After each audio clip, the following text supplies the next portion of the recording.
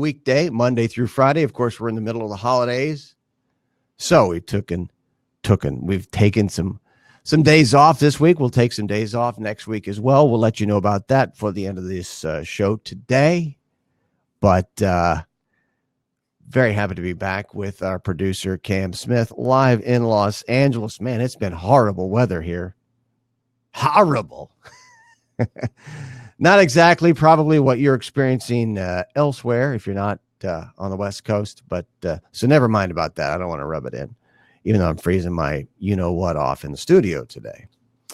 And lots of news for you about the show today. We've got college football playoff talk, and we'll talk to a first-timer on Sports by Brooks on Fancred coming up. Later on in the show, we'll talk Oklahoma Sooner football.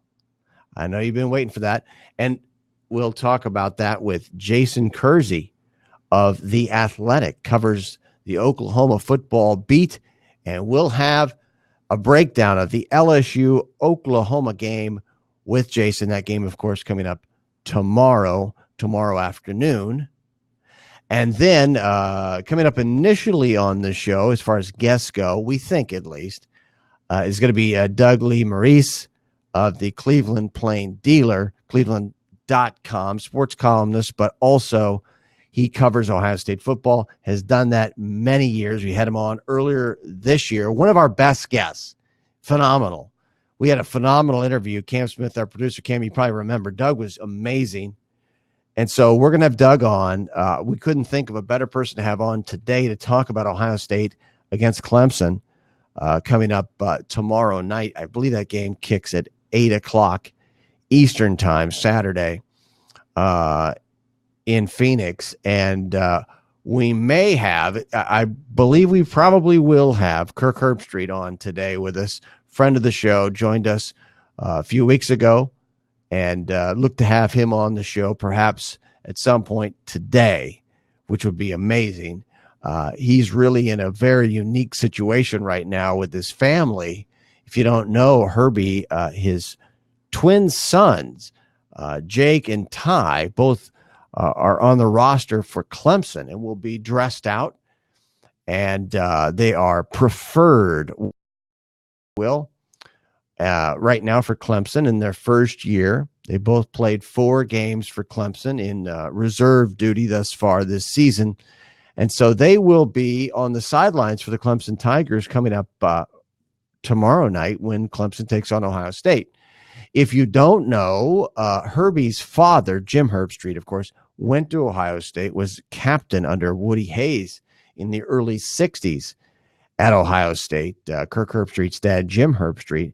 And Herbie, of course, played as a captain of Ohio State himself at Ohio State in the early 90s for the Buckeyes. They're the only father-son captains in the history of Ohio State. So my point in bringing all this stuff up is you can only imagine what Kirk is going to be going through come tomorrow with his twin sons in their first year playing for Clemson under Dabo Swinney. And then, of course, Herbie's background with Ohio State and having lived most of his adult life in Columbus. Of course, they moved to Nashville in 2011, if I'm not mistaken. So they've been there a while. But, Herbie, of course, went to Ohio State, lived in Columbus, and I co-hosted a talk show with him for a few years in Columbus. So got to know Kirk very well, and we're happy to have him on the show when he gets the opportunity. Obviously, probably as busy a guy as there is in college football, but if we can get Herbie on the show today, that'll be great. Look forward to that. So you're going to want to stick around over the next couple of hours as we talk college football playoff. And, of course, the big news this morning coming out of, everywhere, coming out of more specifically, the Instagram account of Antonio Brown. Yes, that name. He's back. AB84. Antonio Brown is back. And, we come to find out this morning that he's engaged the New Orleans Saints. The Saints have been in the process of working him out as a prospective signee with that organization, as AB posted an image of the waiver, a waiver, I might add, that he had to sign in order to work out for the Saints. He posted that on his Instagram account, a waiver that I'm guessing was not the same typical waiver that someone like perhaps Colin Kaepernick had to sign or was not about to sign a few weeks ago, which was kind of the root of that whole problem with his workout in Atlanta. In this case, it was a standard waiver that Antonio Brown had to sign to go through the workout. And so the understanding is that if you're following the media this morning, it kind of broke with Adam Schefter in a sense. Adam Schefter was the first guy to pick up on Instagram, essentially, that Antonio Brown had posted this waiver on his Instagram account. That's what happened. That's how this all broke. And then Adam Schefter mentioned that he was working out with the Saints. Well, that came from the Instagram account. Then Ian Rappaport, friend of the show, who's been on SportsbyBrooks on Fancred several times in the past, NFL Network, really drilled down to the extent you needed to drill down on the story to figure out what the hell is going on. Because by no means, and I do mean this, specifically, in a, I don't know how to put it, but in a very literal sense, by no means is Antonio Brown signed, sealed, and delivered to the Saints. Even if the Saints want to sign him and get him on the field right now, they may want to sign him. That doesn't mean he's going to end up on the field. So we have a video clip this morning from Ian Rappaport, friend of the show again, from NFL Network. Cam Smith, our producer. Cam, if you have that video clip of Ian Rappaport, that'd be great. Here we go. Antonio Brown woke up this morning and started posting several pictures on Instagram from inside the Saints facility. He posted his free agent waiver from the Saints. Yay! Yes, Antonio Brown is working out for the New Orleans Saints this morning, as he himself first reported. But there's an important caveat to all of this. The Saints are doing their due diligence. Obviously, they are interested in him as a football player. But from what I understand, based on what the NFL has announced and based on what I know regarding his investigation into allegations of sexual assault and rape, if anyone signs Antonio Brown, he will head to the commissioner's exempt list until his investigation is over. That means he is not expected to see the field in the 2019 season unless his investigation ends and unless he is completely cleared. Now, Antonio Brown that's the waiver right there. Started posting several pictures on Instagram from inside the that's Saints what he facility. posted. He posted so his free agent waiver for you, from the Saints. Yes, Antonio Brown is working out for the New Orleans Saints this morning, as he himself first That looks reported. like my writing, but by the way. there's an important caveat to all of this. The Saints are doing their due diligence. Obviously, they are interested in him as a football player.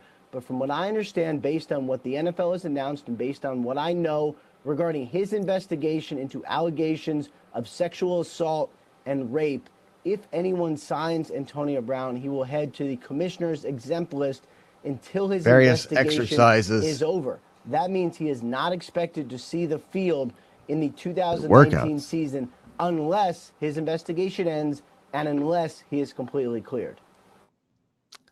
Now, that may seem like, well, that's just a formality. He's going to play. No, it's not a formality. Number one, by the way, why is this coming up? Well, Michael Thomas is injured, and Michael Thomas apparently has re-aggravated a knee injury, as we understand it. Is probably going to play for the Saints in their upcoming game, but a little bulky with that knee, coming off the record-breaking performance in which he broke Marvin Harrison's receiving record. You might remember on that particular play, apparently Thomas injured himself. And so that's an issue right now, I think, for the Saints, and that could be behind this situation with Brown. But again, it's really an interesting situation.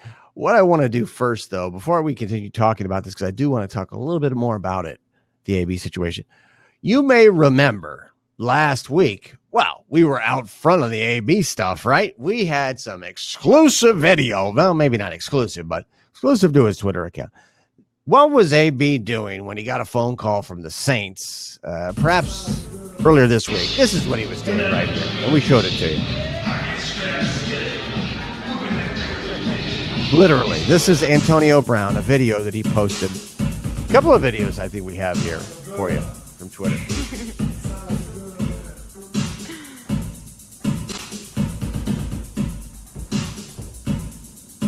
Now, we're guessing, was this the kitchen, you think? Is that the microwave in the back? Here we go. That's what the count looks like.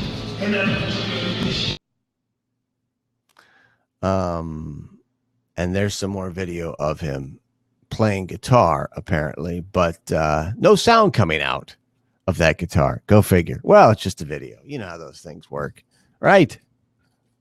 I'm sure he plays guitar on an album that's... Now, I had heard in passing that he actually was... Well, why wouldn't he be working on an album? Of course, being the great musician that he is, renowned. But that's a legitimate thing, and that apparently there's going to be some sort of release at some point, and we all can't wait for that release, right? And as you might have seen on his Twitter account, and that's his pinned tweet right now, it's No White Women 2020. No White Women 2020. That's the hashtag right now on the music tweets that we showed you. But just in general, that's his... That's a stand that he's taking for that. That's his New Year's resolution. I think he's already out front. No white women 2020, because I guess he was wronged by a white woman at some point in the recent past. So, but you know, with Antonio Brown, the situation, what's interesting is, and there's been speculation on it. And if you watch that report we just showed you from Ian, it really sounds like there's a very good chance he won't come back. And if you have followed his story as it pertains to the NFL investigations into the accusations against him, right? These are civil cases. These are not criminal accusations against him. The NFL has taken this stuff pretty damn seriously for some reason, which they never do. But for some reason, this time they are, it sounds like, because they interviewed reportedly one of the most recent accusers, and the person who in that most recent accusation is responsible for Antonio Brown's release by the New England Patriots. This woman was interviewed reportedly 10 hours. And of course, part of the situation there stems from Brown attempting to intimidate her after she had made accusations against him in a civil suit, intimidation that included sending group texts that showed the unnamed children of this woman. And that's what really pushed, for some reason, I don't know why it pushed Bill Belichick over maybe not Bill Belichick. I take that back. It probably didn't push him over. It didn't push him over the edge. It probably pushed some members of the Patriots organization over the edge. So we may or may not keep talking about that stuff. It's an interesting story, just breaking. But now want to get down to business and talk to Doug Lesmerises of the Cleveland Plain Dealer, Cleveland.com, longtime sports columnist and authority on, of course, Ohio State football. And man, it is a big one coming up on Saturday. I don't care if there's not a lot of buzz out there. It really doesn't matter, because as far as I'm concerned, this is the game of the year. Clemson against Ohio State. This is, if there's one game, I think, in 2019 that I think is going to be the most fascinating game to watch, it's going to be this game. And we have an authority on it who's on site, covering the game in the locker room, talking to coaches, Doug Lesmerises of Cleveland.com. Doug, I can't thank you enough. I know you're really busy. Thanks for jumping on. Always good to have a chance to join you, Brooks. I appreciate it. Boy, this is a big one. Just give me your overview. What are you thinking going into this game? Well, I do think it's two evenly matched teams in a lot of ways. When you have the two top recruits in the class of 2018, and then their second year in college football, Trevor Lawrence and Justin Fields are on this stage, got here in very different ways. Trevor Lawrence won the national title as a true freshman. Justin Fields started at Georgia, transferred here. These are guys that were 20 miles apart in Georgia high school football, were the top two recruits in their classes, are probably both going to be very high picks in the NFL draft a year from now, and they're getting the chance to play each other for the first time. I mean, this is, it's nice to see the playoff work, Brooks, right? Because sometimes with the committee and how things work, but this would be such a cluster if we were still in the BCS era and we're trying to pick which two teams should be playing for the national title here. This is getting it right, that this is the kind of semifinal that this system allows. And they're two teams that were not challenged very much this season. They both played pretty kind of weak schedules, at least. This is by far the best opponent that each team will have played. But both teams have done everything right. They had the two longest winning streaks in college football coming into this. And this is college football at its best. Yeah, so your allusion to BCS is if we had computers, we had these opaque algorithms going on because of the light schedules of these teams. Is that what you mean? Who knows what would have played out? But just in a world where we have three undefeated teams, to try to pick which two should be in. I think maybe Ohio State would have been left out, because I don't think in the BCS era people would have left out the defending national champ like Clemson, and they wouldn't have left out an SEC champ, undefeated SEC champ like LSU. But this is what the three best. I think there's a separation between the top three here, and I almost think this to some degree. There's been so much talk about this being maybe the two best teams. Almost LSU is getting underrated or overlooked at this point, but that all three of those teams have a chance to win it on the field. It makes it feel like, in the messed up world of the NCAA and the messed up world of college football, it makes it seem like they're at least getting this part of it right. So when you look at Clemson and Ohio State, because they have played somewhat light schedules, some people are out there saying, well, we still don't quite know. I mean, we know LSU a lot better because they played Alabama, because they played Texas, they played all these difficult games in conference. But look at Clemson and look at Ohio State. They didn't have that kind of a situation. I mean, is there a chance that we still don't know one of these teams and we could have a blowout in this game? Or I know you've assessed these rosters and you followed Ohio State a long damn time, so you have that context going. But is there a chance we could have a blowout, or that we don't know these teams as well as we think we know them? I think the interesting part of it is seeing how they react to each other and feel each other out early on. I don't think that's on the tables. There is obviously reasons to reference the game here, the very same game, in semifinal in the Fiesta Bowl 3 years ago when Clemson beat Ohio State 31-0. That Ohio State team probably should not have been in the playoff. They were an overachieving team. They played better competition that year. They beat Oklahoma. They beat Wisconsin on the road. They played better teams, but they weren't as dynamic offensively, not close to as dynamic offensively. Both these teams, despite their schedules, they earned this. Like, they dominated. Clemson had the one close call against North Carolina. Ohio State had the Big Ten championship game where they trailed at the half to Wisconsin. But, you can't control who you play. And so almost every Saturday, Clemson and Ohio State dominated the competition. So I don't think that's on the table. I think Clemson likes their back seven. They like the way this offense works. And Ohio State, I do believe, is just at a different level from where they were 3 years ago. So I will be very, very surprised if this is not a close, highly competitive, well-played game on both sides. Big question for this game, of course, quarterback Justin Fields for Ohio State, his health. What do you understand it to be right now, and how do you think it could affect the game? We get a little look at the beginning of practice where they're stretching and then doing just a couple little drills. I've been saying, if you watch that practice and pointed to Justin Fields and said, is that guy 100% healthy? You'd probably say no. But I also don't think he looks injured. So he's somewhere in between 100% healthy and injured, right? I think he will be himself. I don't think Ohio State will have to game plan any differently early on.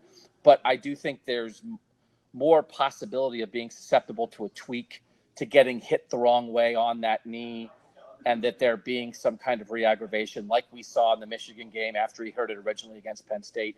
I don't think he has to run a ton. I think he needs to be a threat to run to help open up running lanes for J.K. Dobbins. He's done that all year. I think he will be able to do that. And I think Justin Fields is a good drop back pocket passer if he needs to be. So if things go as they are now, I don't think it's going to have a huge effect on the game. If he gets tweaked and he's really not himself, then Ohio State might be in trouble. Visiting with Doug Liam-Reese of Cleveland.com, sports columnist, covers the Buckeyes, of course, and authority on Ohio State football. You look at this Clemson team, studying this Clemson team from the North Carolina game on. How is this team gotten to the point where they've been so unbelievably, unprecedentedly dominant? It's really astonishing. I don't care who you're playing. It's been unbelievable the run they've been on. I think it's the last 6 games of the year. Trevor Lawrence has 20 touchdowns and no interceptions. And early on, he made a couple mistakes, but he talked a lot about that this week, that he feels like there was kind of a misperception of him. He thought he got nitpicked a little bit. He thought when he was a freshman a year ago, he could do no wrong. And then he raised the bar for himself, and the result was he kind of couldn't live up to his own standard. But he thinks he's better this year than he was last year, and I think he's shown that in the second half of the season. I think some people sort of tuned out Clemson after the North Carolina game, knowing the ACC wasn't very good, knowing they weren't going to get tested, knowing they'd almost certainly be undefeated and get to this point. But, like, what's the point of watching it? We know it's going to happen. As Clemson is saying here this week, people thought the same thing about them and their schedule a year ago, and then they went out and proved it in the playoff and won the national championship. So they're sort of saying, like, why would you – on one hand, they're playing up the doubt. But on the other hand, they're saying, why would you doubt us? We did this a year ago when we beat the best teams in the country and won it all. So this offense, I think, is the typical passing offense we've gotten used to with Clemson. But Travis Etienne at running back is so good. He's such a complimentary piece, averages more than 8 yards per carry. That's where I think they believe they're a little bit different. You can't just key on the passing attack. And that's why I don't think either offense is going to be stopped in this game. It's going to be which defense can slow down the other offense just a little bit. Busy with Doug Liam-Reese of Cleveland.com. When you look at Urban Meyer's last year and some of the deficiencies, particularly on defense, how is this team different with Ryan Day? Why is this team seemingly so much better than it was last year? Yeah, they cleared out 4 of the 5 defensive coaches. They simplified the scheme in a lot of ways. They're also not playing only press man coverage. They're rotating between a cover 1 and a cover 3, a man look and a zone look. Trevor Lawrence isn't going to know exactly for sure what coverage he's going to get pre-snap. And they had the similar defensive talent. They have almost all the same defensive starters back from a year ago, but they're just letting them play. They were moving linebackers around, and just the way they played in the secondary last year, the scheme was really jacked up. And Jeff Hafley and Greg Madison have done a really good job of just letting these guys, just letting their talent kind of flow. And you have the best defensive end in the country in Chase Young. You have arguably the best cornerback in the country in Jeff Okudah. Malik Harrison at linebacker is a really, really good, experienced senior player. So they've got it at all 3 levels. Really is remarkable to look back and think, like, this defense gave up 50 to Maryland a year ago. How could that happen? This makes much more sense. In the end, it really is an indictment of what Greg Schiano and Alex Grinch and the rest of those defensive coaches did last season, because the talent's similar. This is what they should always have been. So these coaches just got back to a scheme that let these guys be who they really are. So the talent really is similar on defense. It wasn't a talent deficiency, or it wasn't guys hurt or new guys that are in there. It's a similar defensive roster. It really is. I mean, last year's team had Nick Bosa for a couple games, and when Nick Bosa got hurt, they really missed him. Chase Young had some high ankle sprains he dealt with last year. Chase Young wasn't quite Chase Young the whole year, but they had really good players. They had a really good secondary last year. When you look at these 3 corners, Sean Wade, Damon Arnett, Jeff Okudah, who are going to match up with these Clemson receivers, the secondary that gives this Ohio State defense a chance to slow down Clemson, those are the 3 corners who played last year too. So, yeah, they're all a year more experienced, and they're all a little bit better because of that. But it certainly wasn't like a talent infusion or a bunch of guys lost their jobs. It's I think it's 9 of the same defensive starters just being themselves. So if Ohio State's going to win this game, and I want to kind of play this with both teams, if Ohio State's going to win this game, what do the Buckeyes have to do? What are they going to be the deficiencies that they take advantage of on Clemson, you think? I think run it. I think they've leaned on J.K. Dobbins the past couple games. I think he's had more than 30 carries the last 3 weeks. Penn State, Michigan, Wisconsin, the Big Ten championship game. I think they'll start out running it, and if Clemson can't stop it, I think they'll keep running it. The offensive line has played really well. Wyatt Davis at right guard is as good as any guard in the country. Josh Myers at center. Both of those guys were top 50 national recruits, really good. Jonah Jackson, left guard, transfer from Rutgers, was an all Big Ten selection this year. They're a really good physical run blocking offensive line. J.K. Dobbins has gained nearly 2,000 yards on the ground. I think he's as good as any running back in the country. If they can run, they'll keep running. As much as we've talked about the battle of the quarterbacks, I do think it's on the table for J.K. Dobbins to have something like 28 carries for 200 rushing yards. And against a Clemson defense that sent all 4 of its starting defensive linemen from last year to the NFL, and I think they're not quite as good there. They're younger there. They're going to be good again. They're playing a lot of first-year starters and young guys on that defensive line. So I think that is Ohio State's key. Run early, and if it works, run all day. Is there a plan B in the situation with Fields if that injury is serious and it does affect him profoundly in the game? Is there a plan B that you could envision for Ohio State on offense? I mean, it's not putting in a different quarterback, so he's got to be in there. I think he can be a drop-back quarterback. I think he can throw. I agree, by the way. He's shown that. He's so accurate. Yep. 1 pick this year. He puts the ball right on guys' hands. So if he needs to throw 8-yard routes to K.J. Hill in the middle of the field, K.J. Hill's the all-time leading receiver in Ohio State history. If he needs to work Chris Olave on some comebacks on the sideline for 10 and 12 yards, I think they can do that if they feel like he can't move around. He can't be dynamic, scrambling. Maybe they can't take shots down the field. If they can't protect that long, I think he can. What Dwayne Haskins did with this offense last year was a lot of the short passing game. I think if they need to fall back on that with Justin Fields, they could. Knowing what you know about Clemson now, having looked at them for this game, if Clemson's going to win this game, what would take place, you think? I think it's breaking big plays. I think it's getting T. Higgins and Justin Ross and popping some 50, 60-yard, big passing plays a couple times in this game. That's the one thing that Ohio State does really well on defense. They gave up a ton of big plays last year. They've given up almost no big plays this year. So I believe that Ohio State's defense at its best with guys like Jordan Fuller on the back end and guys like Baron Browning and Malik Harrison and Pete Werner at linebacker, I think they can rally. They had some tackling issues the past couple of weeks. They attribute a lot of that to wearing down and being tired at the end of the year. I think that makes sense. If they have trouble tackling against Clemson, they're in trouble. Because Travis Etienne in the run game and Higgins and Ross in the pass game, if they're turning 7-yard runs into 40-yard runs and 12-yard routes into 60-yard touchdowns, Ohio State, I think, is dead. I don't think that will happen, but I think that's Clemson's formula.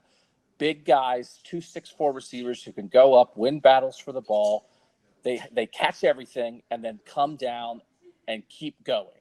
If Ohio State can tackle them and make them march and make them put together 10, 12 play drives, then Ohio State's going to give up some points, but I think they can win. If Clemson's busting big passing plays all over the place, Ohio State's in trouble. Like kind of like what they did against Alabama, big breakdowns. But it sounds like you like Ohio State in this game, or do you? I've come around on that out here. I had a lot of respect. I have a lot of respect for the Clemson coaching staff. 2 co-offensive coordinators, and Jeff Scott and Tony Elliott, who have been doing it for 5 years. Brent Venables, the defensive coordinator here for 8 years. Continuity like that with really good coordinators is hard to come by. They're really good. Dabo's really good. They've developed. They haven't quite recruited at the level they are now. They didn't build this monster on recruiting. They built it on coaching and development and getting some of the right guys. So in the end, I do think Ohio State has a little more talent, 1 through 22 among all the starters. I think this Ohio State defense in a lot of ways is built to slow down an offense like Clemson's. They have all the pieces with the secondary and Chase Young as a pass rusher to handle this passing attack, and I think Ohio State will move the ball and win something like 38-31. Last thing for you. Because I think this is the huge question with Ryan Day. I mean, he's shown kind of what he can do as far as the coaching, in-game coaching and handling the team coaching. But what about recruiting? How is the recruiting class? What are you seeing there in terms of progress for Ohio State and Ryan Day?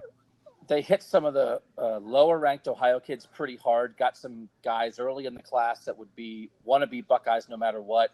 But then they did go out. They got 4 top-level receivers from Pennsylvania, Texas, Washington, and St. Louis.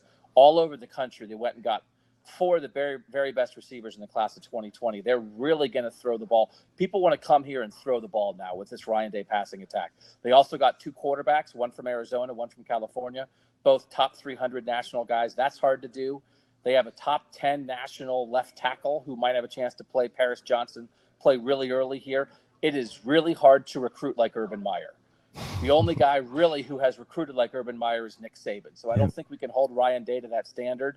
This is a really good first class they had. Fourth in the country in the overall class. They checked a lot of boxes. Awesome. Thanks a lot for the time, man. This has been awesome stuff. I really appreciate it, Doug. Thank you. Always good to be with you, Brooks. That's Doug Lesmerises. Great job from Cleveland.com. He also has a podcast, by the way. And let me find out. It's a Buckeye Talk Pod.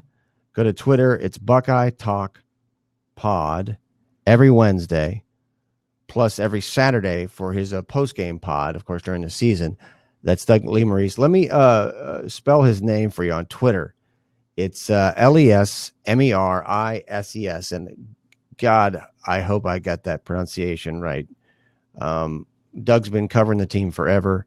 And I'm telling you right now, having worked in Columbus as I have for a lot of years in the past, I did, no more well-respected media member, in terms of the job that they do on a consistent day in and day out basis than Doug. So we're really lucky to have him. We really are, because there's no better person covering Ohio State football who's been doing it for decades. And so when we're getting that assessment of Ryan Day, we're getting that assessment of Ohio State on that side, it's like we're getting, a guy who's looked at this team for 20 years at least and has that context. See, that to me, that's the key, because especially this year, because Ohio State hasn't played great teams. It's not their fault. The Big Ten's really, the Big Ten's down, period, right? It's always down, it seems like. But they're really down this year. At least it seems to me. Maybe I'm wrong. But when I see Minnesota doing as well as it's doing, there's two ways to look at that. You can say, well, the overall level of talent in the league is way down. Or, hey, PJ Fleck, Minnesota, great. That's a good team. I'm just, you're going to have to sell me. That's a hard sell. I think kind of an indicator of where the Big Ten is overall is what Northwestern did last year and what they've done recently. It shows you. Then look at them this year. That's as bad a team as there is in the Power Five. Well, last year, they were beyond competitive. They were at the top of the league in the Big Ten. You got to be kidding me. Big Ten West is brutal. So, and it's the same thing with the ACC. And man, that's something that I've thought a lot about. You have all these resources going into these coaching staffs. What's going on? Why is it that you've got teams so much better than the rest of the league? And I know, there's a million cliche excuses. I don't want to go through it. Unless you can really quantify it and understand it, there's no point in just guessing why it is the way it is. I think, though, I will say that it's not so much. I look at it kind of in the same way that I look at the NFL. We've talked about this before with the Patriots. It's not necessarily that Belichick, even though I think he's, as good as it gets in terms of coaching and running an organization. I think the other and just as important side of the dominance of the Patriots is the malfeasance of the people running so many teams in the NFL. And when you're not in a mode, when you run an organization where you have to worry about, your existence as an organization, I'm talking about as a business. I'm not talking about coaches. For instance, when you're a family that has run a team like the Brown family with the Bengals year after year after year, you don't have to worry about going out of business ever. You're set. That's why the Bengals are the way they are, in my opinion. And you have so many teams like that in the NFL. And I think that's rubbed off on college. Certainly you have coaches who have to deal with that. But so It's kind of the way I look at things. And I think you have to look at it that way, especially in the context of the NFL because of history. And God knows I've talked about it enough the last few days, the last few weeks. It's because it's the most overlooked thing that there is to me in sports, in the NFL. And the NFL is the biggest thing going in sports. So, we were covering Antonio Brown before Doug joined us, and we're going to be joined by Jason Kersey coming up later. Hopefully we'll get a chance to talk to Kirk Herbstreit, of course, from ESPN ABC. He's going to be doing the game on Saturday. But we were talking earlier about Antonio Brown, and I just really wanted to reiterate because what I saw come out, I don't know, it was about 6:00 this morning, and I'm not sitting there. That's what those guys do. They monitor everybody's Instagram and social media. By the way, you don't hear anybody these days from the NFL or the NBA just posted it on Facebook that they're going to do this, right? Facebook is for people, I think, of advanced age more and more these days. Sounds like that's where grandma and grandpa are. So let's turn that off. All right. Gotta love those autoplay videos. I don't know if you heard that, but I was on a web page and all of a sudden it started talking. That was actually Chris Sims. It's what Pro Football Talk. So, but no, Antonio Brown's Instagram earlier this morning. It's funny because a lot of people were saying, boy, he got up early this morning to post that waiver that he had signed from the Saints, indicating that he was going to be working out, doing exercises. That's what the waiver says with the Saints. When some people were saying, I saw on the thread on Instagram and on Twitter, I think he might have just stayed up all night, and the way he is, if you follow him on Twitter, it's kind of hard not to if you're in this business. Who knows, right? It is weird, though. It's just strange that you have a guy, and I've heard speculation about it this morning already on talk shows as I was driving into the studio here. That maybe the Saints want him to post stuff like that. Antonio Brown, I'm talking about, the word is that he's working out with the Saints. He posts the waiver on Instagram and with his name on it, and then he's back and this and that, and that he's really not back, obviously. If you're watching Sports by Brooks on Fancred, if you're watching friend of the show, Ian Rappaport of NFL Network, you now understand the odds are he's probably not going to be back anytime soon on the field for the Saints, which really kind of makes you wonder. And this gets back to the speculation I'm hearing on other shows. Why would they want him if they can't play him now? Everything that I myself, just resetting, Brooks, me, everything that I've seen when it comes to the situation with Brown's accuser, the latest accuser, that really cost him his opportunity with the Patriots because Brown piled on, and did a group chat where he addressed his latest accuser on this group chat with his attorneys and made some remarks about her, saying that she was a deadbeat, that she didn't have any money, she's obviously poor, and then showing the people on this group chat of which she was addressed photos of her children. That's what really pushed the Patriots, whoever that was. It had to be Kraft. It certainly wasn't Belichick, that's for sure.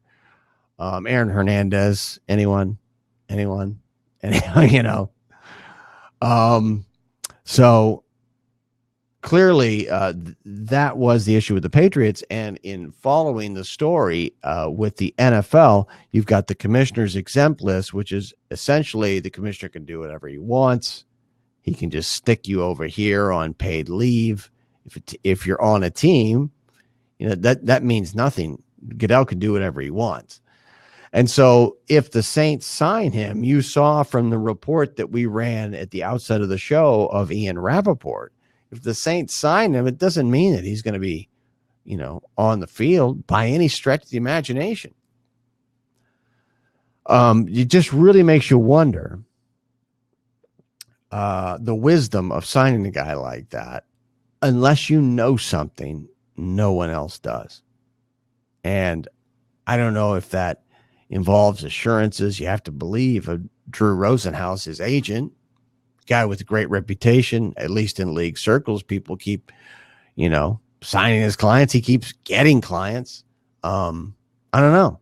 It doesn't smell right unless you've got, inside knowledge that this guy is not going to be on the commissioner's exempt list. If you sign him, why else would you do that? Because and the reason I bring all that up is this guy is a huge distraction. Huge. I mean, he defines distraction. Antonio Brown can't control himself. That's at least the impression I get. He literally cannot stop. He's Facebook living during a pregame speech by Mike Tomlin against the Patriots. You remember that? I mean, so it's amazing when people talk about the culture of a team and buttoning things down. I mean, everything he does flies in the face of all of that. And I recognize the guy's a great player. Of course. That's why we're in this discussion. That's the whole reason this thing is happening, is that he's a great player. He's at the top of his game, and he can obviously, he helped the Patriots in that one game. Well, maybe he helped them. He scored a touchdown, but I'm not so sure that he helped him in that. Brady was really forcing things into him that game. I'm not saying that long term he wouldn't have helped him. And if you think about the Patriots today, and I'm sure Brady in the back of his mind, that's why Brady keeps liking all of his Instagram posts, Brown's Instagram posts, and Julian Edelman and other Patriots. Really, it would think about how you look at the Patriots today. I'm really amazed how good the Patriots are. I mean, how good their record is. It's amazing. You could, people are bagging on Brady. And I recognize this is one of the best defenses that Belichick's ever had in New England. But you got to give them credit. It's like they're willing that offense. I don't know how they're doing it. They literally have no weapons. They literally have nothing. Very little. And Brady hasn't exactly helped, right? So looking at what they've done, it's amazing. And if they could inject just a guy like Antonio Brown, you have to believe. You have to believe that that team, the Patriots, that's a Super Bowl bound team. And if that's the case, right, how does that change the dynamic with Brady's future in New England? If Antonio Brown doesn't have the thought pop into his mind that he should send a group text, right, and address his latest accuser who has filed a civil lawsuit against him or is contemplating it, right? A group text in which he's going to attach images of this latest accuser's children, right? And say, oh, she's a deadbeat, doesn't pay her bills, all that. What, like, that has nothing to do with anything, right? I mean, I understand it's an extortion issue. I get it, but wildly inappropriate, and threatening. You can't get around it. If he doesn't have that, if he's able to control himself for 5 minutes, he's on the Patriots right now. And you know what? We're not talking about Tom Brady leaving. I don't think we are. I think what's happening right now with Brady is there's a disconnect within that organization. Brady feels like he has been disconnected. He is on an island. He's not getting help, even though I do think that there certainly has been attempts by the Patriots organization to obviously to help that offense. They've drafted, they've traded, they've made mistakes and got guys hurt. They've been misled by people. Gronk hasn't helped the situation in the way the way he's done things, certainly. So, by the way, the more I think about it, and man, this would be awesome because of our friend Greg Bedard, who will be covering more of the Raiders, of course, with the Las Vegas Review-Journal, along with our other friend of the show who covers the Raiders now, Vinny Bonsignore of the Las Vegas Review-Journal. We have the Raiders locked down, by the way, when they moved to Vegas, between Vinny and Greg now. Guests of the show, Greg Bedard, also with the Boston Sports Journal. Vinny, of course, formerly with The Athletic, LA Daily News, now with the Review Journal, and he's got the great plum assignment to take over as the Review Journal, it's the top paper in Vegas's beat for the Raiders. But I'm thinking, the more I want you to think about this, Tom Brady to the Raiders. I really think, even though, you would think Brady would want to go in there where he doesn't necessarily have a strong personality as a head coach or, someone who's locked in with their offense or their philosophy. And I'm not saying John Gruden. I am pretty much saying that John Gruden might welcome Brady in. And of course, if there was ever a guy who loves quarterbacks, it's John Gruden, right? In fact, if you listen to, just the last few weeks where he started to criticize or at least hint around about his dissatisfaction of Derek Carr, that's pretty extraordinary for John Gruden. And I think a real tell that Carr's not going to be back. I think they've reached what they think, and why wouldn't they, Derek Carr's ceiling, that there's a limitation there. And not that Brady doesn't have a lot of limitations, but I think in terms of a leader, in terms of credibility, in terms of a lot of things, ticket sales, on both sides of it, Brady, of course, is a guy who has a home out here in Los Angeles. Vegas might as well be a suburb of LA. You're in for 3-4 days a week in Vegas. You could be back in Los Angeles easily for a couple days a week with your family. Who knows? But I do think that the more I think about it, I mean, if you put a gun to my head and said, what team would make sense for Brady, I think the Raiders are at the very top of that list. I really think so. And I haven't heard a lot of people talking about it. We're going to have to revisit that with Vinny and Greg when we get them on the show, because we're going to really, beginning in the next week or two, we're going to be off most of next week for the holidays, save a week from today. Next Friday, we'll be back with you. So just so you know, adjust your calendars, right? Your day timer, your notifications, if you will. We will not be with you for the first 4 days of next week, and then we'll be with you a week from today, next Friday. And we're going to hit the NFL really hard as we go down the stretch. We will have all but exited college football, save the championship game, which sadly is more and more an afterthought this weekend. It really doesn't it feel like the semifinal games of the college football playoff? It's just too early. It doesn't feel right. Like, wait a minute.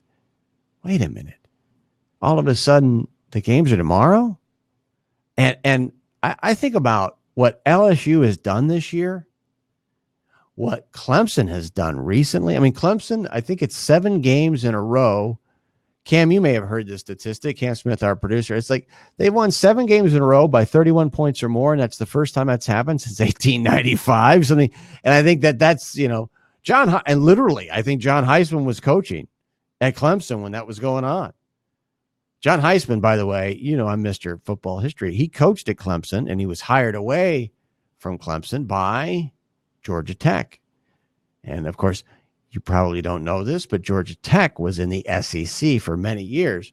And for the first, I would say, up until about 1960, you talk about great national programs. The way we look at it in Ohio State today, we were listening to Doug Lee Maurice when he was visiting with us earlier from the Cleveland Plain Dealer. All of the recruits he was talking about, all the recruits, that's a national program, Ohio State. Just the way you think about Notre Dame, you think about SC, maybe not so much today, but in the past. I mean, Alabama now, Clemson is a national program, really for the first time in history for that program.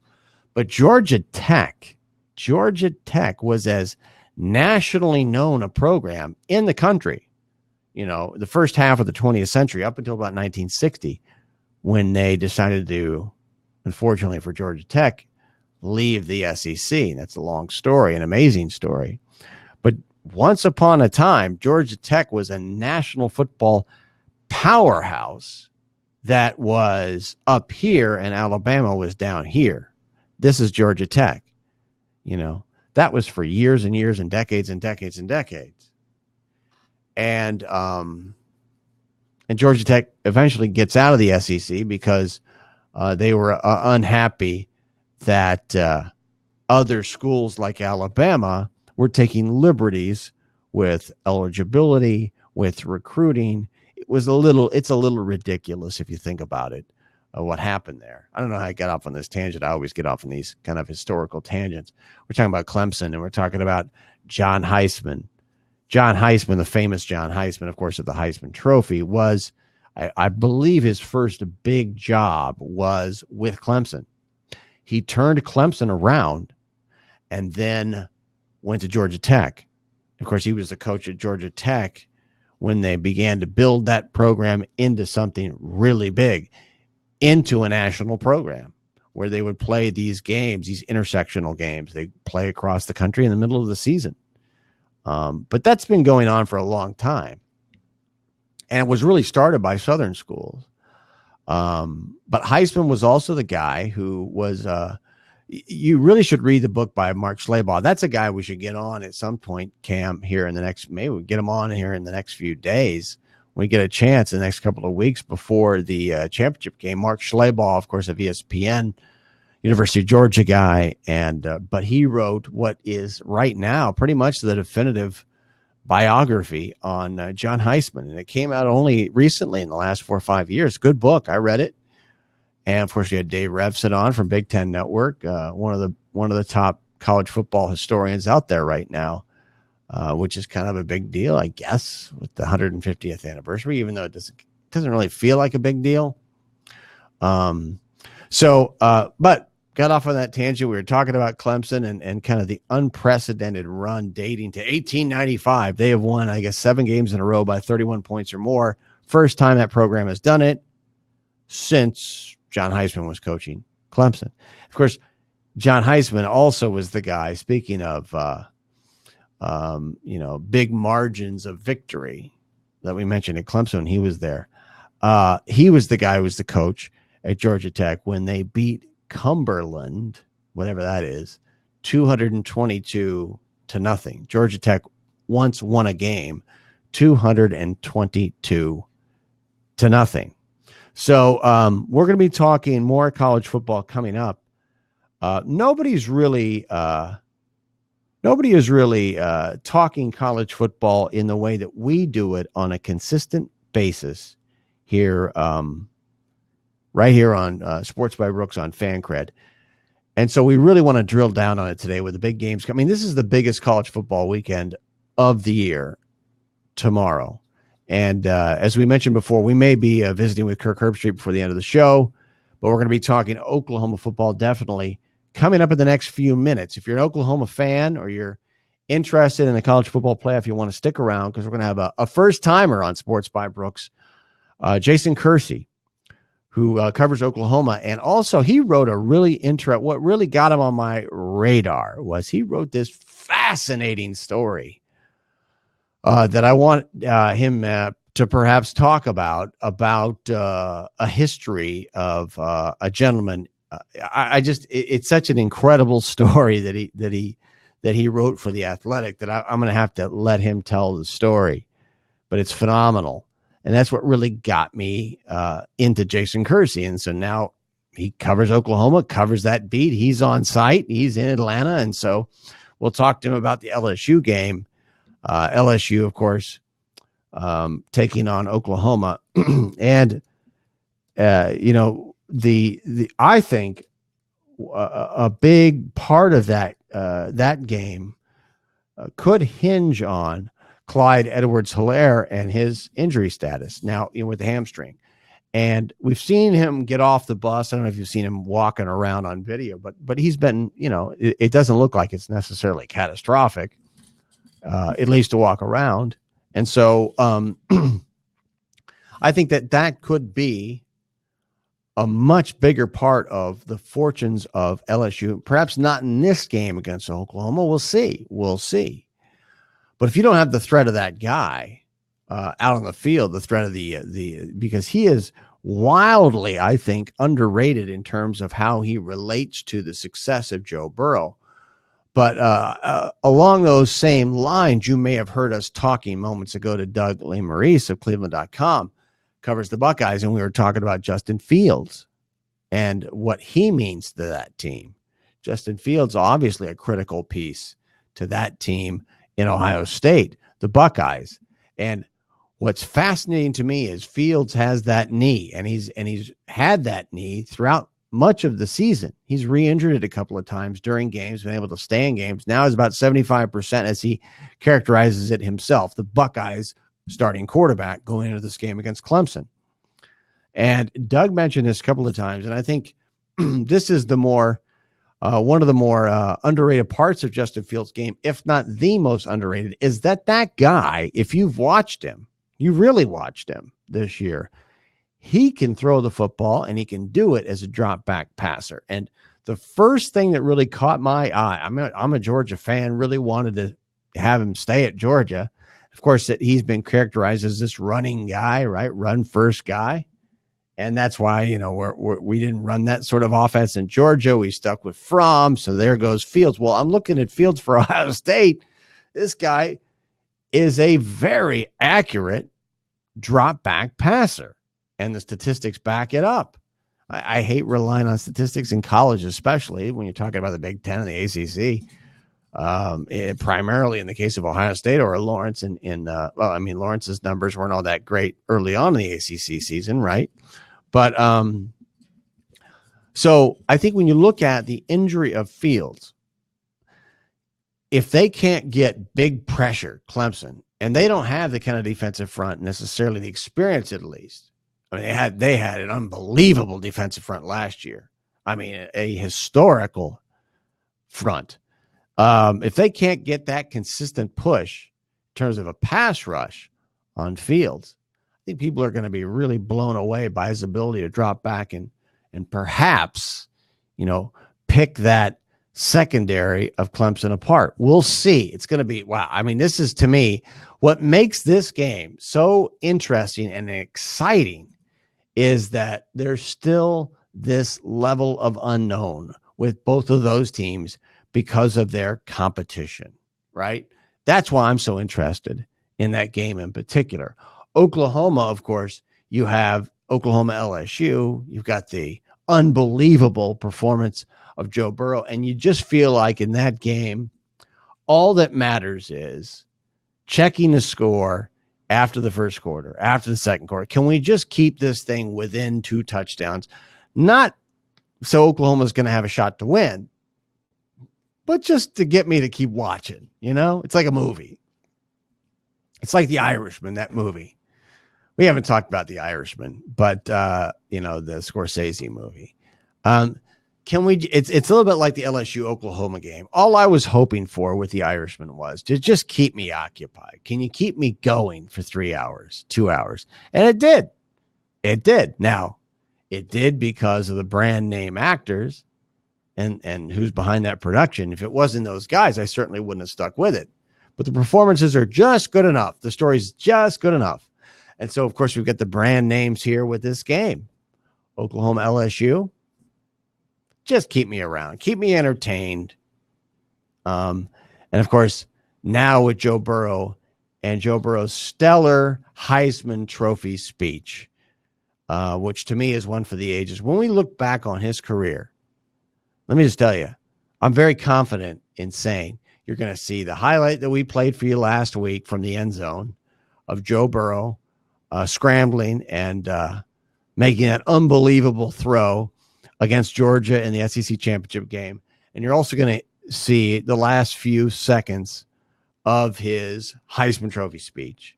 I'll guarantee you, that those things will be, those things are going to be stored in the vault over at NFL Films, probably more than anything, more than any place, I would imagine. So coming up, we're going to talk about that LSU Oklahoma game. as we reach to the top of the hour. Earlier, we talked about Ohio State and Clemson. I'm excited for that game. I'm pumped about this weekend. I'm pumped about Saturday. Next week, we're going to really hit the NFL. We're going to really start to drill down on the NFL hard going into the Super Bowl. You're going to see a real emphasis on the NFL. One thing that we really haven't talked at all about so far that I have, I think, a little insight for you on is the NBA, of course. And we're out here in Los Angeles, and we had the big Christmas Day game. And it was a big game, regardless of what people are saying. Well, the ratings are, it's a big game, all right? LeBron James, Anthony Davis, Kawhi, PG-13, all that. It's a big game. Trust me on that. And it is. Outside of Los Angeles, it's a big game wherever you are, regardless of what people want you to think. But I've been thinking a lot about this because I shot my shot early on in the season and said, I really do think that the Clippers are going to win the NBA title. And sticking by it, and I'll keep reminding you as long as they're still out there. I'll keep reminding you. And so I'll keep reminding you as long as they're still in the neighborhood. Of course, I'll stop mentioning it at all. I never made that prediction if they get eliminated from the playoffs. That's how it works. No, not that it really matters all that much. But in assessing those two teams, and of course, the Lakers are a team that got off to this unbelievable start, in large part because of their schedule. Their schedule is extremely soft to start the season, in case you're unaware.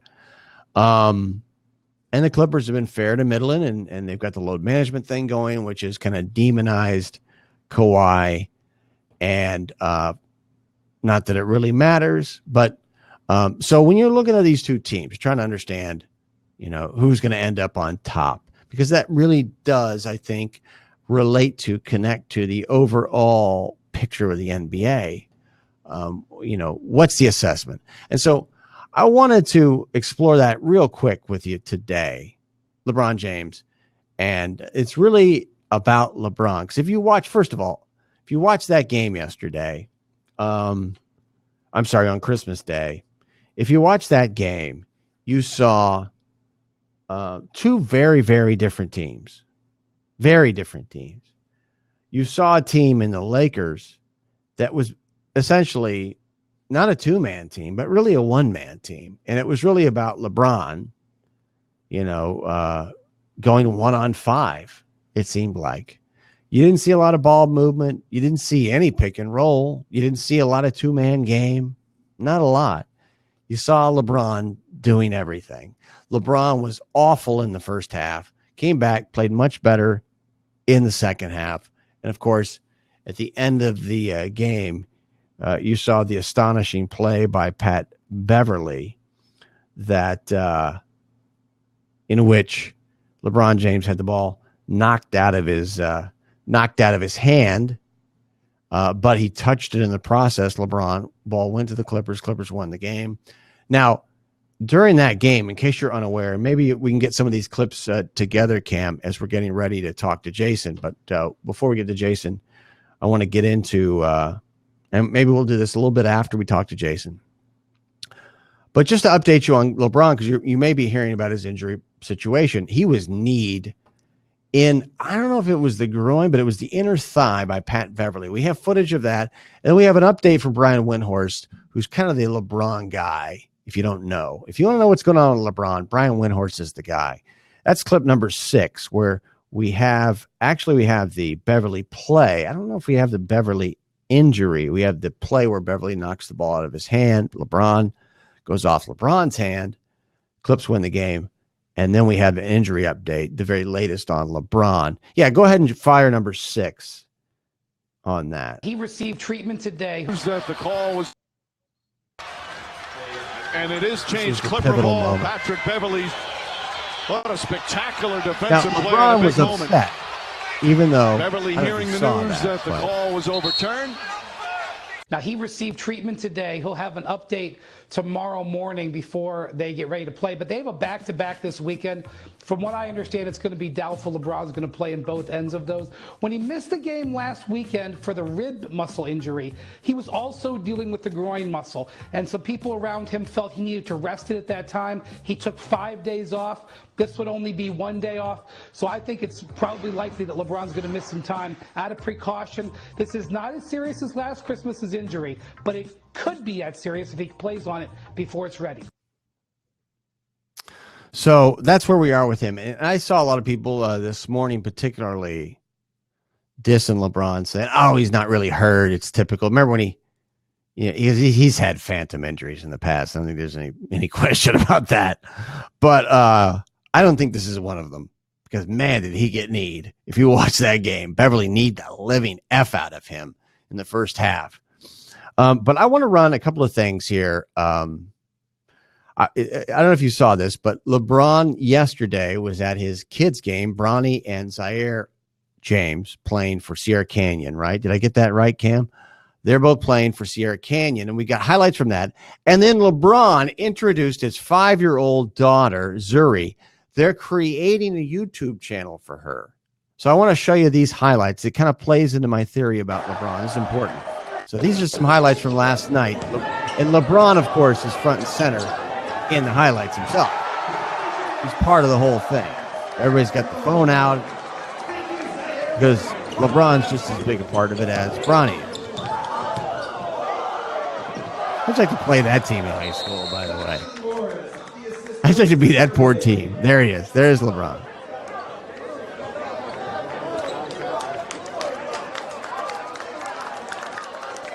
Hi guys, my name Now, is here's Zuri LeBron's daughter, Welcome Zuri. to All Things Zuri. I'm excited to share my world with This is you. not Saturday Night My Live. mom and dad Okay. are so cool.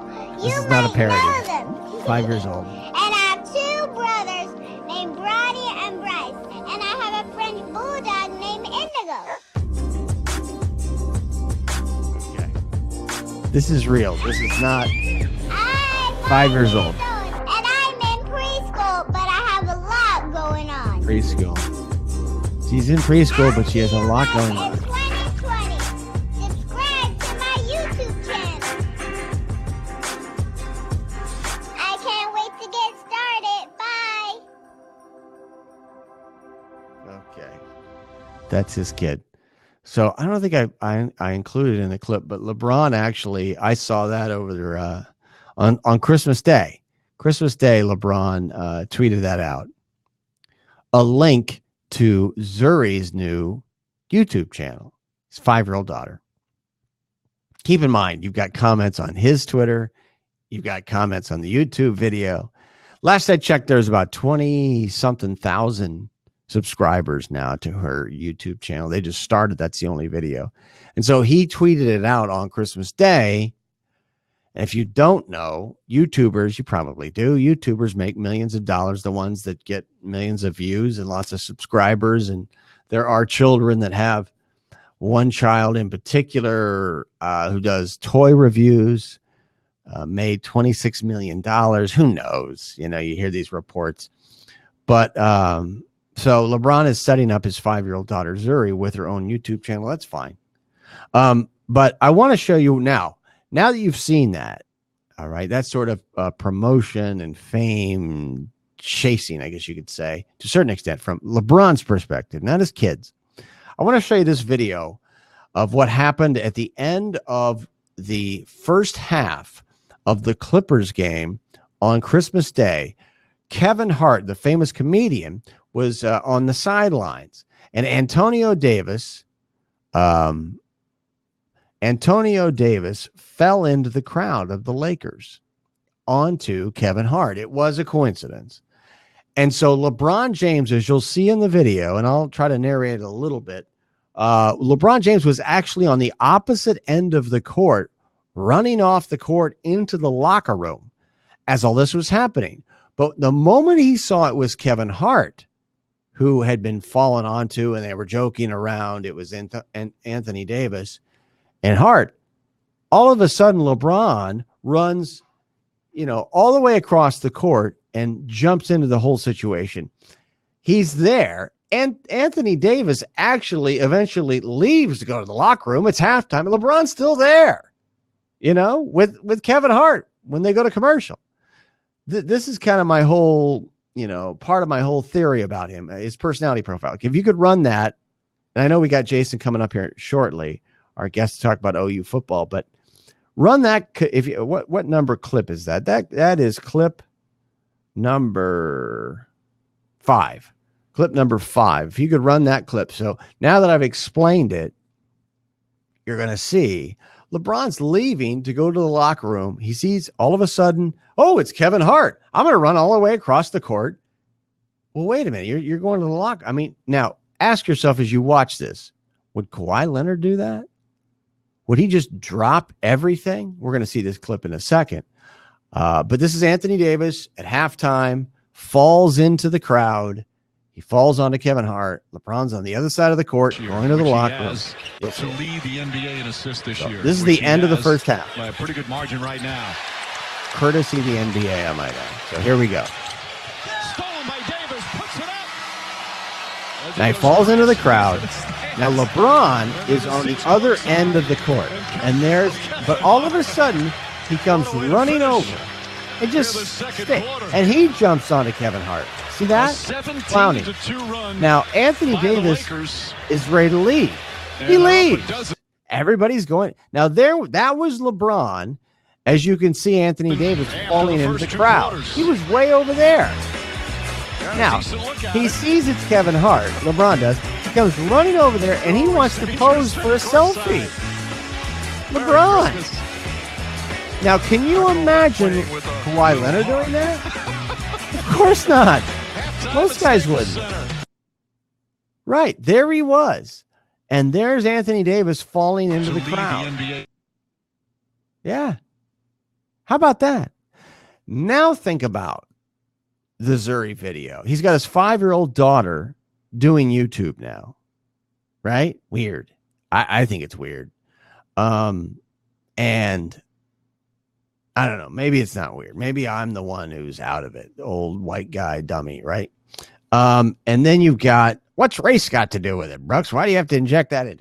No, it has nothing to do with it. I just said that. And you have LeBron, very high profile. He's on the sidelines of his kids' games, and kind of the focus is on him. Well, what do you want him to do, Brooks? Okay. Well, he's just a dad going to the games. That's cool. But a lot of dads might be a little bit in the background. Just let the spotlight go on his kids, take a little bit of the pressure off. Maybe not blur the focus on what's on the kids there. And then you add that into what I just showed you.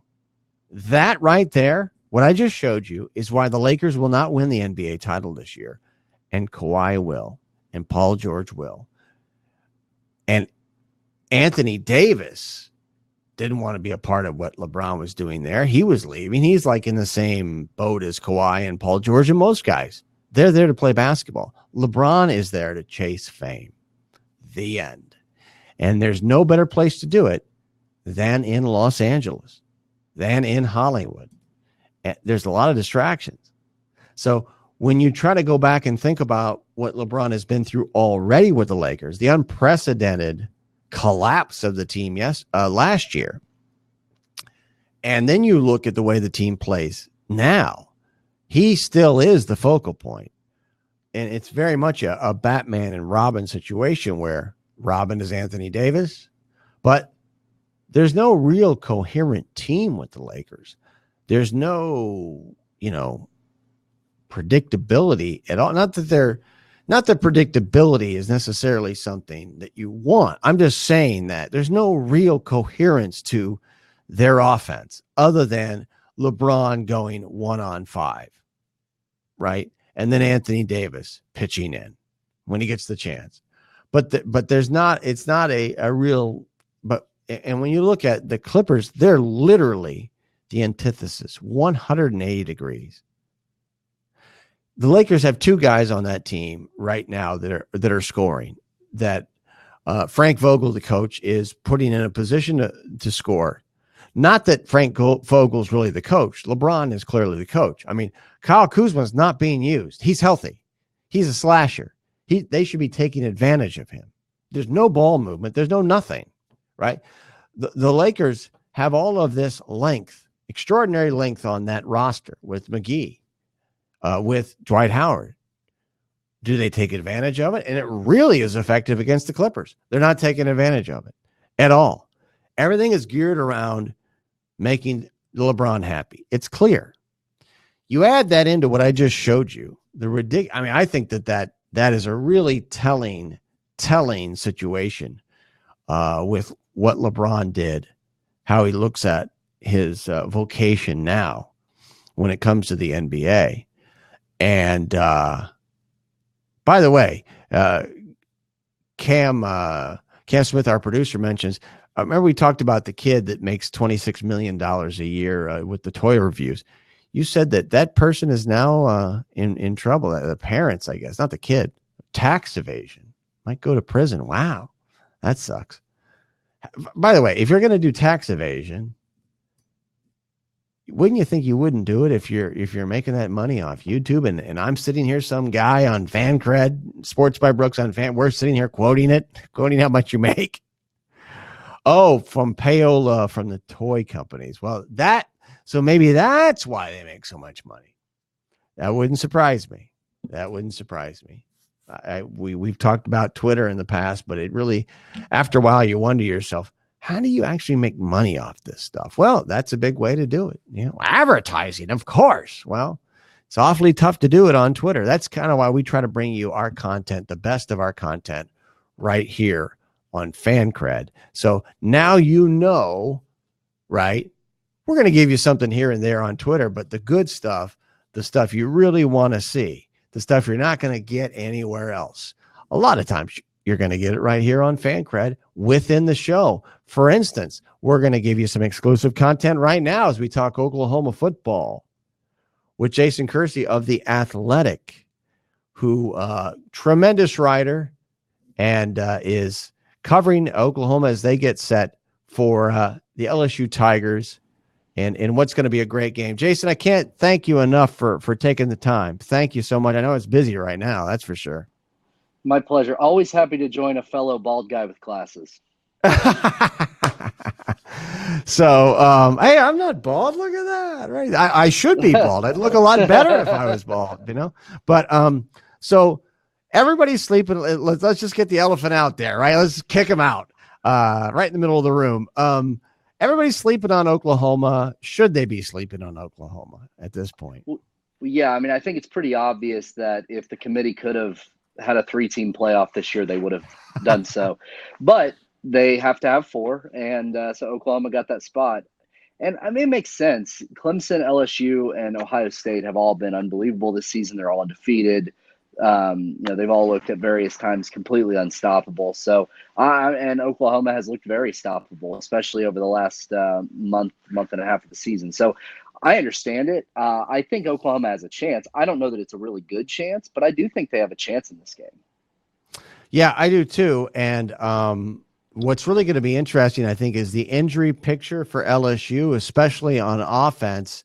At the running back position, I think people might be sleeping on that perhaps a little bit. When you say you think Oklahoma does have a chance, why do you say that?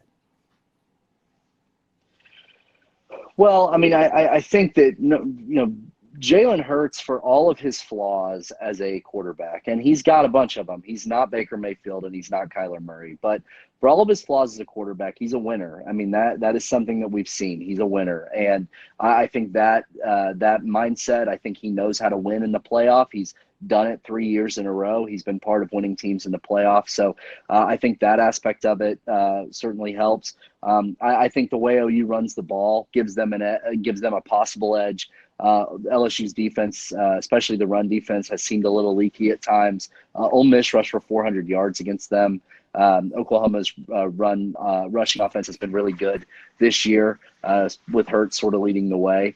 So I think that helps. And then the other thing is the defense is better. Like, Oklahoma's defense was awful, historically bad last year. No other way to say it. They were one of the worst in the country on defense last year. But they're better this year. Now, they're not elite. but they're better. And I think this is obviously going to be the biggest test they face this year, but they don't have to stop LSU every time. If they can just get some stops, if they can then run the ball, if they can control the clock, if they can keep Burrow on the sideline as much as possible, then they're going to have a chance in the end, I think. We're visiting with Jason Kersey of The Athletic. What kind of debilitating factor do you think it could be if Edwards-Helaire does not play? Is that something that could give Oklahoma the edge that it needs, you think, to stay in the game and have a shot to win at the end? Yeah, I think it helps in a couple ways. Obviously, it's one less great player Right. on LSU's offense to worry about. I mean, obviously they've got a lot of other ones too, but one less great player. They really don't have any other running backs that have played a lot this year, that have played to that level. So obviously that would be helpful for OU if he's not able to play or if he's not 100%. But then the other thing that I think is interesting is, Kenneth Murray, Oklahoma's middle linebacker, has been at times one of their better pass rushers. They've moved him outside sometimes. He's proven really effective in that role. And if he doesn't play, then I think Kenneth Murray, maybe you could play around with him a little bit more in pass rushing. And they're going to need to do that. They're going to have to find creative ways to get, because they're not going to have Ronnie Perkins, who has been their best pass rusher this season. Defensive end suspended for failing a drug test along with a couple other players.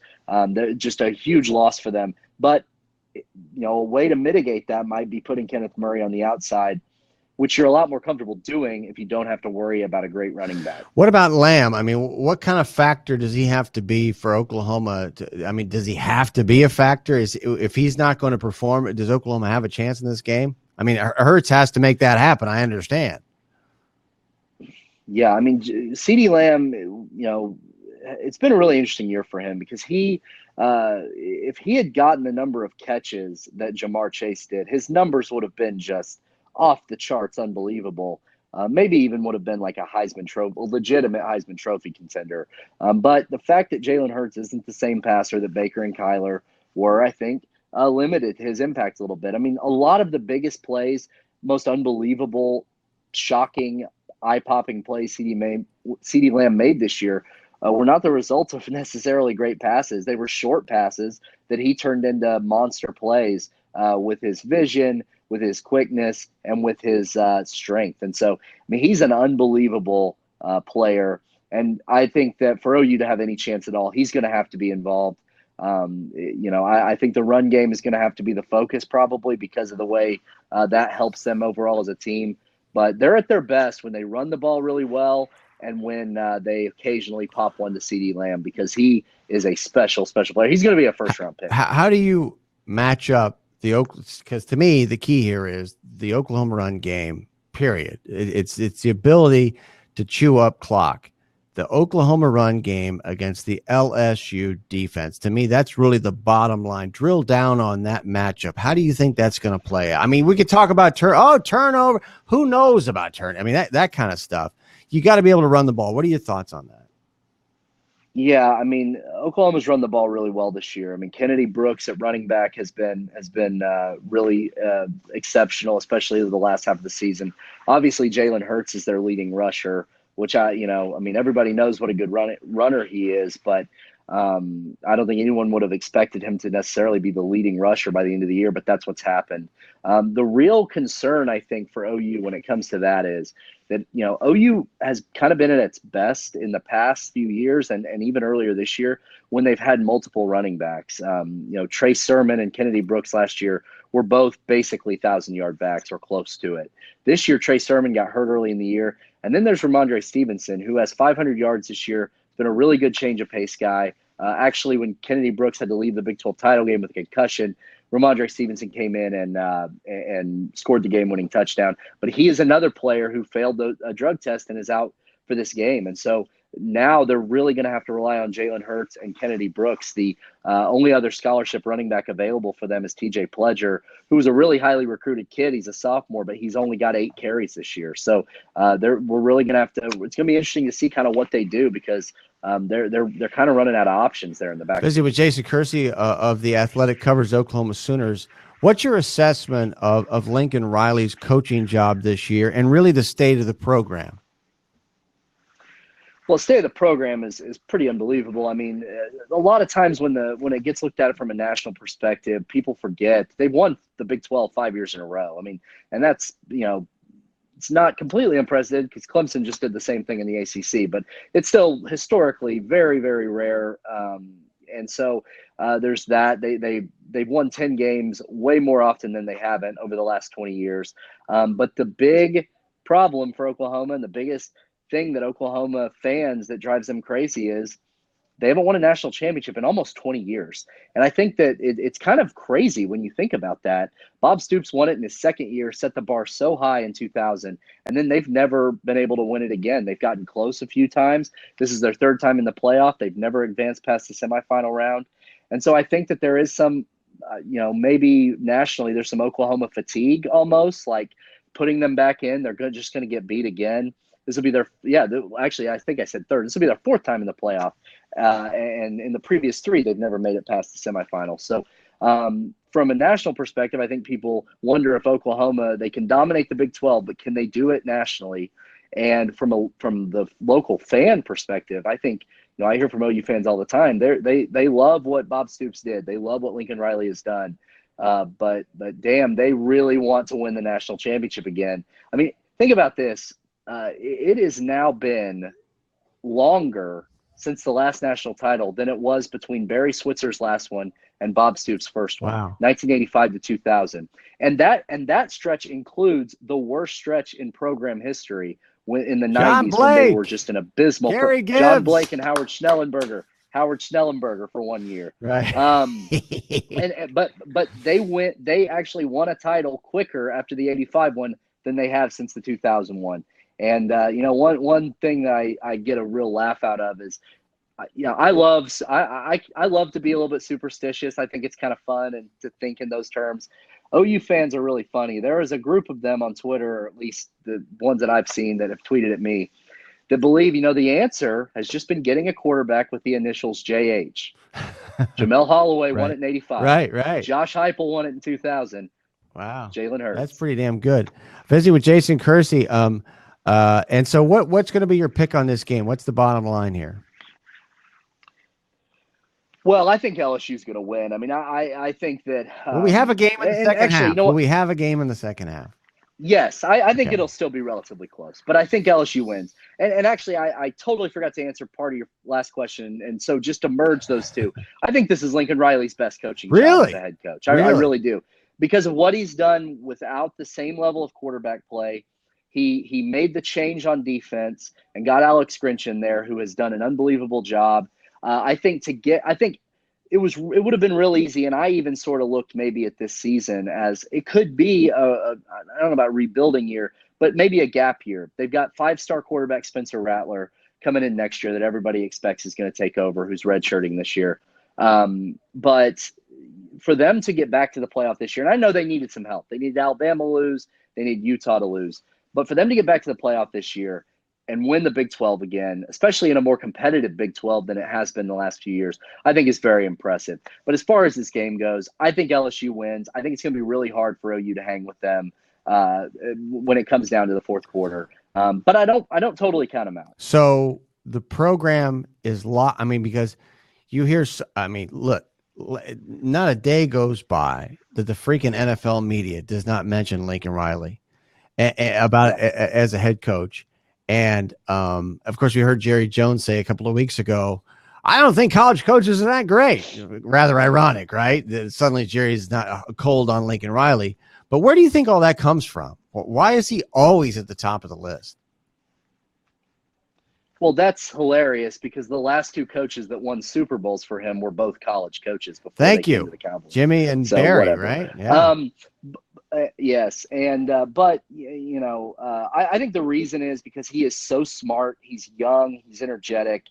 He's one of the best offensive minds in football. Period. NFL teams have adopted many of the things that he does. They've come and studied him and Norman. So I think that aspect of it, the way that he's kind of been this quarterback whisperer, I think all of those things are very intriguing. But I don't I don't think that he'll be at Oklahoma for 20 years or 18 years like Bob Stoops Right. was. That just doesn't ever happen anymore in college football.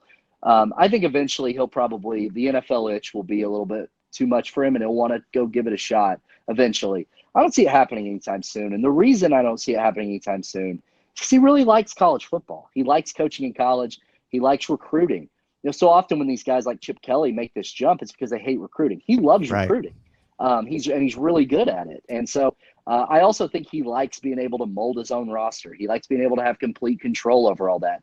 I mean, can you imagine, why would a guy who likes that aspect of his job ever go work for Jerry Jones? I just don't ever see that happening. But even in other NFL teams, I mean, if you have a general manager, that part of the job is not for you, and I think he likes it. Yeah, it's funny because we never really get insight from Lincoln himself. It's just almost like a placeholder name. Lincoln Riley, no matter what, he just throws his name out. We don't really know where is he at. And I mean, when you look at that Baylor game, that really speaks to me, the team. And to me, there's something going on within that team, the dynamic, the personality, the coach, the coaching staff, to be able to pull off a game like that is just one of the more unbelievable performances I've ever seen. And I hate to use the word heroic, but Jalen Hurts is freaking amazing. I mean, he really is, to be able to win a game like that. Yeah, I mean, I assume you're talking about the first Baylor game, right? Right. Yeah.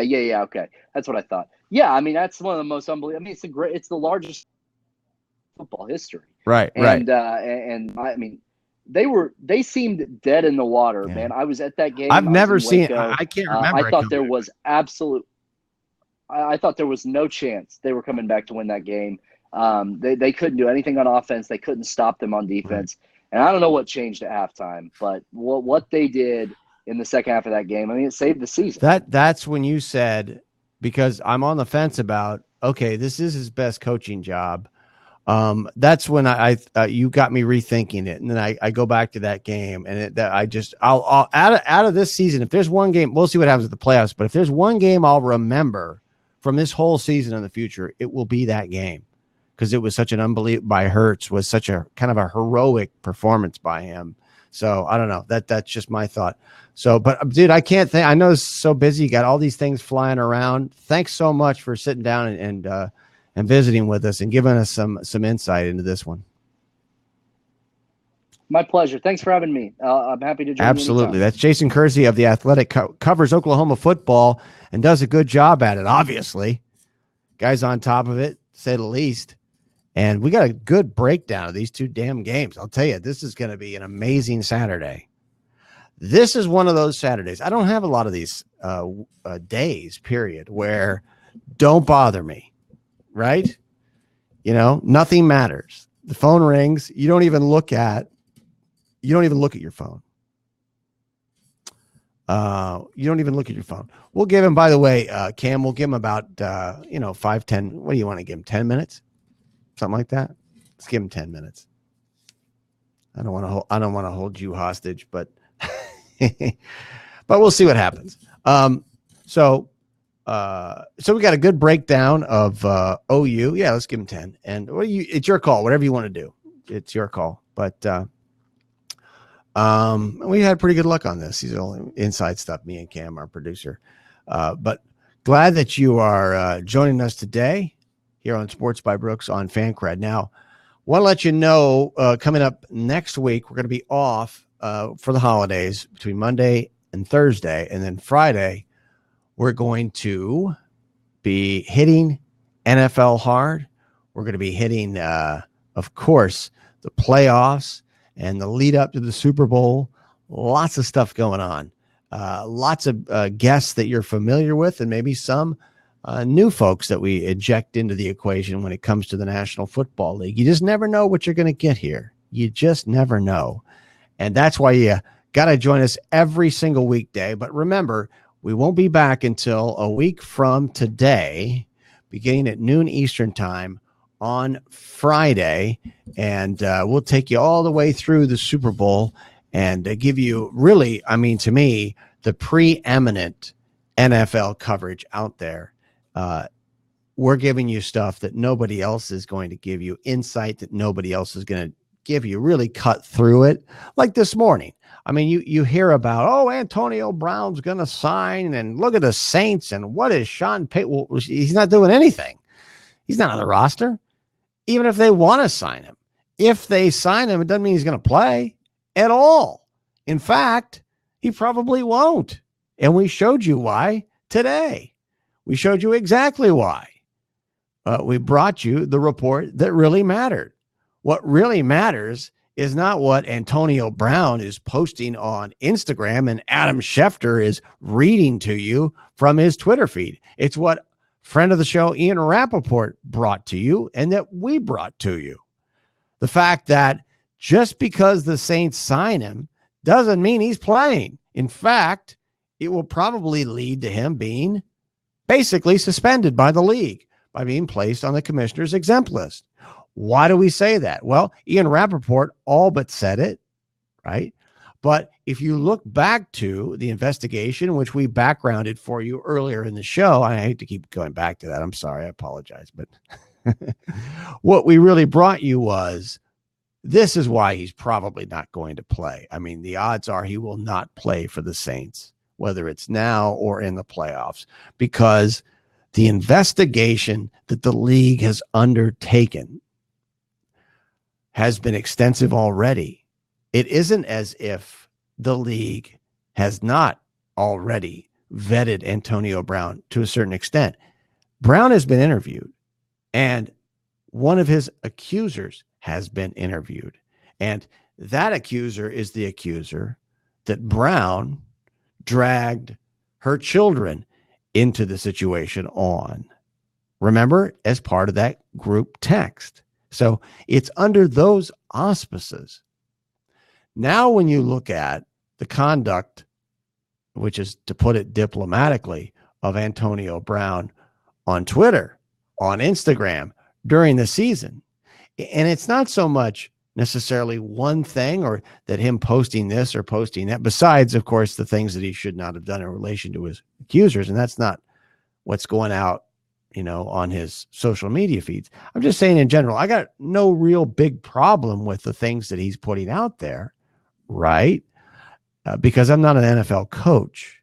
But if I'm an NFL coach and he's proven that he cannot control himself, at least that's the way it comes off. You cannot count on this guy. Forget about the instance with the Steelers where he walked out on his team. In that situation, he did. I mean, he can't control himself, period. I mean, all the things that he's gone through, contemplate that. All right. Do you think that the Saints would want him to Instagram the waiver that he just signed showing that he's working out? Would the Saints want him to do that? I actually heard somebody speculating this morning on one of the talk shows. I guess they're desperate. I don't know, saying, well, maybe the Saints are trying to push the issue with the NFL and get a final decision on Antonio Brown. Right. I guess, I mean, what makes anyone think that the league is going to cave on Antonio Brown based on, the craziness on his social media feeds? Guy's all over the map. He's crazy. All that said, I'm talking to you like a logical person. I'm just making basic observations about someone's apparent superficial desire for attention in social media that is so consuming that they really can't control themselves. It really, I mean, the guy cost himself the contract with the Raiders, period, because he just couldn't control himself. He put the recording of John Gruden, up the audio recording, the ridiculous video, whatever it was. It's just unbelievable. All that said, let me just say one thing as we head on down the road here towards next week with you. And we're going to hang out here for a little bit with you before we wrap things up. Listen, I'm sitting here criticizing Antonio Brown, but that's not to say that I can't see things for the way they really are. And I think some of you listening to me talk about it are probably thinking to yourself, and I might be saying this if I was driving down the road. You know how you drive down the road and you're yelling at your smartphone, you're listening to something on your phone the way you are Fancred right now. And to drive safely, I might add, playing it through the speakers, whatever you're doing. And some of you might be saying, yeah, but the teams are responsible for it. The teams are the reason for that behavior. That's why Antonio Brown continues to do these things. Why shouldn't he? Why shouldn't he? And I agree.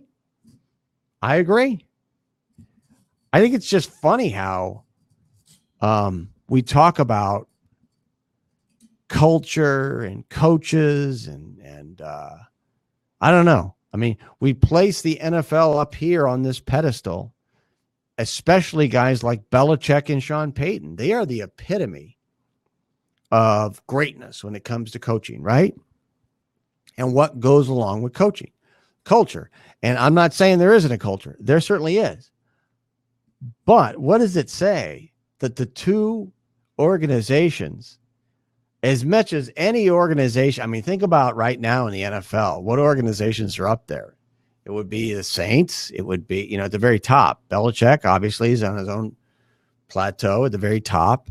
But then you have Peyton and you have the Saints, I would think would be right there in terms of respect. As this is a function of a single coach and, at the top of this organization running the football operation to a certain extent. Then you have maybe a Pete Carroll in Seattle. He might be in that category, perhaps. There may be other guys I'm forgetting. Oh, Mike Tomlin in Pittsburgh. But isn't it funny, though, that you've got Tomlin in Pittsburgh, and they dealt with Antonio Brown, had that workout. Sean Payton has now obviously engaged Antonio Brown. There's no way around that. He is, and I doubt that he's worried about it or ashamed of it or anything like that. You've got Bill Belichick, who has obviously engaged Antonio Brown.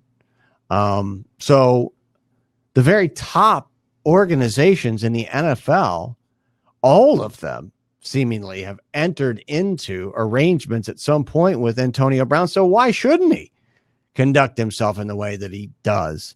It certainly seems like it's erratic. It certainly seems like he's a person you would not want as part of your organization. But, and then when you think about a Belichick and a Peyton, these two guys who are in as enviable a situation as any NFL organization because of their own ability, they deserve credit. But those are the guys of everyone that are going to the well on someone like Antonio Brown. It's pretty amazing. It's pretty astonishing when you then try to offset that with the way those individuals are portrayed, at times held up as these paragons, not of virtue, but of greatness, glory, and all that stuff. And I recognize, if you I listened to 98.5 The Sports Hub, great station in Boston. Ratings just came out. Congratulations to those guys. Big ratings especially for their afternoon show, of course, Felger and Maz. But listening to that show, it's clear those guys, they live in reality. They don't take what Belichick does too seriously. They don't put him on a pedestal. So there is that side of it. But from the national media perspective, where the billions of dollars are being made through these networks, it's like college football to an extent. Saban's in the same category as Belichick. It's not a coincidence that they're joined at the hip in this documentary and they're best buddies and they were on the staff together in Cleveland. They go way, way, way, way back, right? Saban gets a statue, before he's 60 at Alabama. And I know, it's because he won the national title and that's just the rule in Alabama. Right. But it is a little weird that that's the way things work. And so I'm always just trying to play these things through my mind.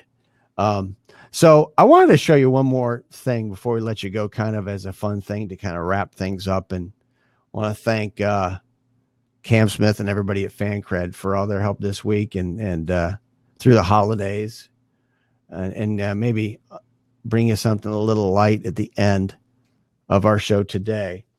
And that is, I don't know, Cam, if you have this clip of, and by the way, Cam, however much longer you want to roll things out, but let's take a look at, I want to show you something that happened during the Pittsburgh Eastern Michigan game.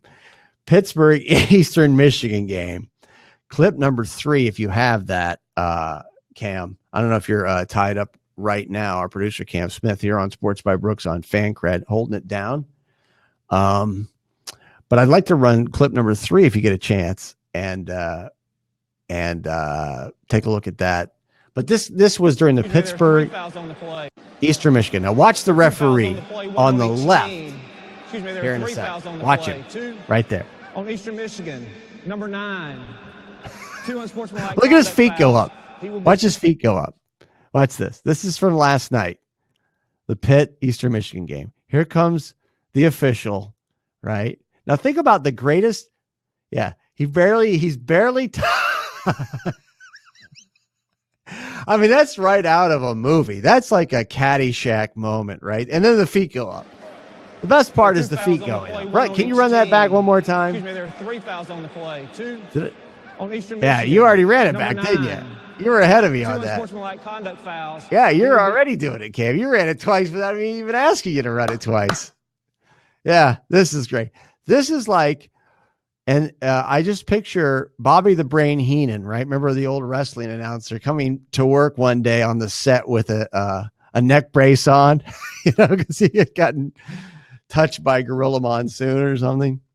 Oh man, that's what I speaking of wrestling, I have a theory about why I'm not into it anymore. I'm not into WWE anymore. I'm not really into the PED era of wrestling. Let's just put it that way, right? Not that it didn't go on from the very beginning. It hasn't with the foreign substances, if you will, being ingested, not being delivered inside the ring. But I just brought up Bobby the Brain Heenan, right? You got Gorilla Monsoon, you got Bobby the Brain. Those are great wrestling announcers. You never heard of them, but they were. And those are the guys that got me to watch wrestling. Have you noticed? Maybe you haven't, maybe you have. But I fell out of wrestling. Maybe actually I turned 11 years old. That's why I fell. No. I grew up. That's why I don't watch it. It's for children. It's not. Obviously, it's not. It's big business. But have you noticed when it comes to pro wrestling that the announcers are really, since Mean Gene was at his height, the announcers are gone. They're not really part of it anymore, are they? Not really. I think it's just an expression of Vince McMahon. He is wrestling. He is professional wrestling, as we understand. I know there's AEW and there's other things coming on. That's great. But, man, that's what I really, really miss about wrestling is the announcers, because especially somebody like Bobby the Brain Heenan, who was such a genius, who passed away a while ago, and Gorilla Monsoon, both of those guys, amazing. But I digress. And of course, I'm a little mystified by, it's weird. Guys like Richard Deitch, who I really respect as a journalist, right? An objective guy, works extremely hard, and he does over at The Athletic. Now used to be at Sports Illustrated. A very learned man, Richard Deitch. I think he is. And a guy consumed with wrestling. I don't, he's a sports media columnist now for The Athletic. Does a great job. As good, he's as respected a sports journalist as there is, and he is a inveterate pro wrestling fanatic. If there, Jimmy Train, another guy in that category, Ryan Glassbeagle, another guy, Robert Littell, all those guys, Robert, Ryan, friends of the show, right? But what do you want to do here, Cam? You want to hang in, or you want to wrap things up and head on down the road, and maybe we'll revisit with our special friend. Our special friend in the future. Why don't we try that? And I can't thank you enough for hanging in there with us today, Cam. And to everybody out there, happy holidays. Didn't get a chance to wish that to you last time, but Merry Christmas, happy holidays, Happy New Year. And we will be back a week from today, next Friday at noon Eastern time. And so I want to thank our guest, Jason Kersey of The Athletic, covers Oklahoma football. Got a great breakdown from him on the college football playoff. Also to Doug LeMaurice, who gave us another great breakdown analysis of Ohio State, kind of setting the. I mean, the thing I love about those interviews was we got a state of the program thing from both of those guys. Yeah, I agree with you, Cam. I think that my guess is he's probably indisposed. And if there was ever a day for him to be indisposed, it would be today, right? But he means well, and we'll make it happen in the future. We'll get it done. But that's going to do it for, and of course, this minute we sign off, we'll hear from him, right? But that's going to do it for our guests and my producer and everybody at Fancred and all of you out there. I really appreciate your support. And don't forget, we will be back. We won't be around Monday through Thursday next week, but we will be back beginning on Friday, a week from today. And we're going to take you all the way through the Super Bowl, and we are going to give you a full court press of NFL coverage like we have in the past and like we will in the future. So that's going to do it from cold, rainy, actually snowy Los Angeles. This is Brooks Melchior saying so long. This has been Sports by Brooks on Fancred.